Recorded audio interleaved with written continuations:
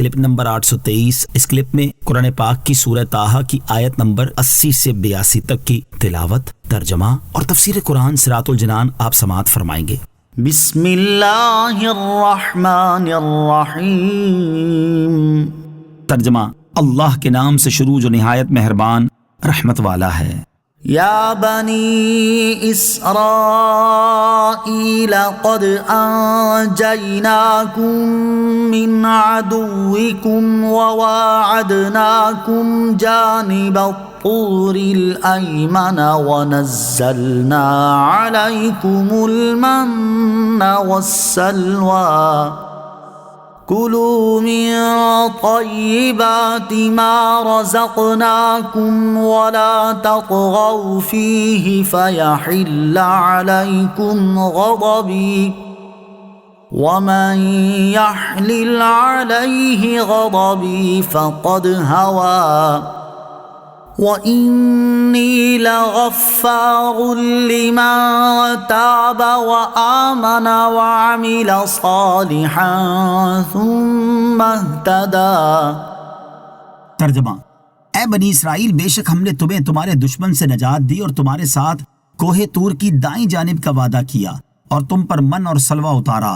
جو پاکیزہ رزق ہم نے تمہیں دیا ہے اس میں سے کھاؤ اور اس میں زیادتی نہ کرو کہ تم پر میرا غضب اتر آئے، اور جس پر میرا غضب اتر آیا تو بے شک وہ گر گیا۔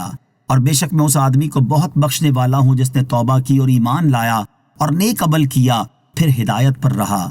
یا بنی اسرائیل، اے بنی اسرائیل۔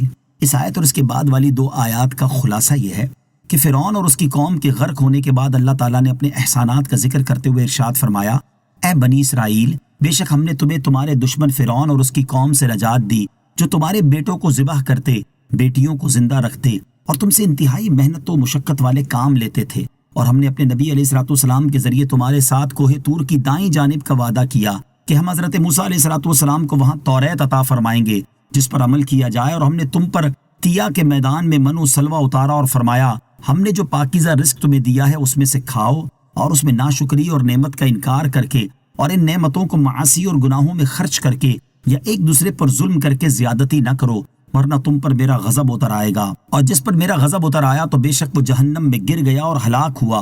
اور بے شک میں اس آدمی کو بہت بخشنے والا ہوں جس نے شرک سے توبہ کی اور ایمان لایا اور نیک عمل کیا پھر آخری دم تک ہدایت پر رہا۔ توبہ کی اہمیت اور اس کی قبولیت۔ اس سے معلوم ہوا کہ توبہ ایسی اہم ترین چیز ہے جس سے بندہ اللہ تعالیٰ کی طرف سے بخشش اور مغفرت کا پروانہ حاصل کر سکتا ہے۔ علامہ اسماعیل حقی رحمۃ اللہ تعالی فرماتے ہیں: جان لو کہ توبہ صابن کی طرح ہے، تو جس طرح صابن ظاہری میل کچیل کو دور کر دیتا ہے، اسی طرح توبہ باطنی یعنی گناہوں کے میل اور گندگیوں کو صاف کر دیتی ہے۔ البتہ یہاں یہ بات یاد رہے کہ وہی توبہ مقبول اور فائدہ مند ہے جو سچی ہو، اور سچی توبہ اپنے گناہ کا اقرار کرنے، اس پر نادم و شرمسار ہونے اور آئندہ گناہ نہ کرنے کے پختہ ارادے کا نام ہے۔ اور جو لوگ فقط زبان سے توبہ کے الفاظ دہرا لینے یا ہاتھ سے توبہ توبہ کے اشارے کر لینے کو کافی سمجھتے ہیں تو وہ یاد رکھیں کہ یہ حقیقی توبہ نہیں ہے۔